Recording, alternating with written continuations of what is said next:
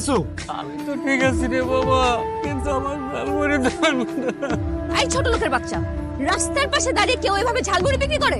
আমার গাড়ির যদি কিছু হয়ে যেত, তোদের মতো ছোট লোকদের শরীরের রক্ত মাংস বিক্রি করে তো আমার একটা গাড়ির চাকার দাম হবে।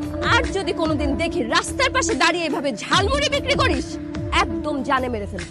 দাঁড়ান মেম সাহেব, আমাদের মতো গরিব ছোট লোকদের সারা শরীরের রক্ত বেচলে যেমন আপনার গাড়ির একটা চাকার দাম হবে না, তেমনি আমার বাবা যদি আজকে ঝালমুড়ি বিক্রি না করে তাহলে রাতে আমাদের পেটে খাবার জুটবে না।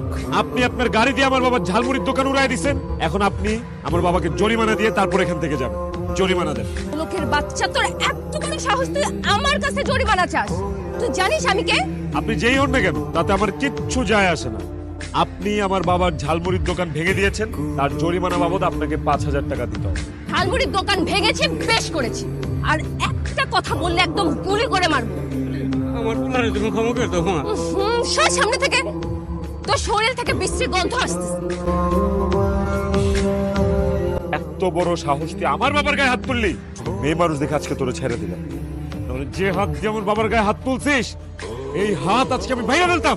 আমার বাবার শরীরে ঘামের গন্ধ না, পরিশ্রমের গন্ধ। ওদের মতো গরিবদের রক্ত চুষে খাওয়া বড় লোকের মেয়েরা কোনোদিনও বুঝবে না।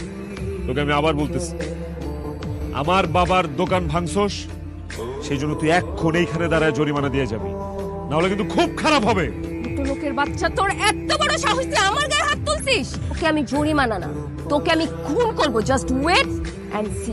জন্ম যেহেতু হয়েছে, মরতে আমাদের সবারই হবে, আর আমরা গরিবরা মৃত্যুরে ভয় করি না। কি ব্যাপার? আমার ফোন আমার হাত থেকে কেড়ে নিলি কেন? ভাইগা ফেলবো মোবাইল, সেই জন্য।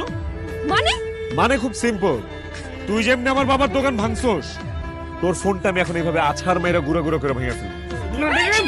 না না না না, আমার ফোন ভেঙো না। দেখো, আমার ফোনে অনেক জরুরি ডকুমেন্ট আর নাম্বার আছে। ঠিক আছে, তোমার জরিমানার টাকা আমি দিচ্ছি। এখানে 5,000 টাকা আছে, এই টাকাটা রাখো আর আমার ফোন ফেরত দাও।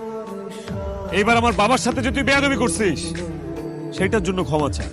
এই দাঁড়াচ্ছিস কেন? ক্ষমা চা, নাহলে কিন্তু। এই ফোন ভেঙো না। আচ্ছা দেখেন আঙ্কেল, আপনি আমাকে ক্ষমা করে দিন। I am sorry. ভবিষ্যতে কোন গরিব মানুষের সাথে দুর্ব্যবহার করার আগে 100 বার ভাববি। এই গরিবরা যদি রাইগা যায় না, তোদের মতো কোটিপতিকে রাস্তায় নামতে 1 সেকেন্ডও সময় লাগবে না, 1 সেকেন্ডও না। চলো বাবা।